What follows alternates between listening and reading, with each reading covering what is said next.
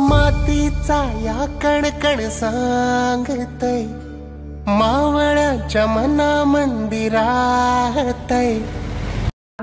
राम लक्ष्मण जानकी जय बोलो हनुमान के। राम लक्ष्मण जानकी जय बोलो हनुमान की। राम लक्ष्मण जानकी जय बोलो हनुमान की। राम लक्ष्मण जानकी जय बोलो हनुमान की। आमच्या या जीवाची आस आमचं राज आभाळाला भिडला ह्यो झेंडा बघा आज।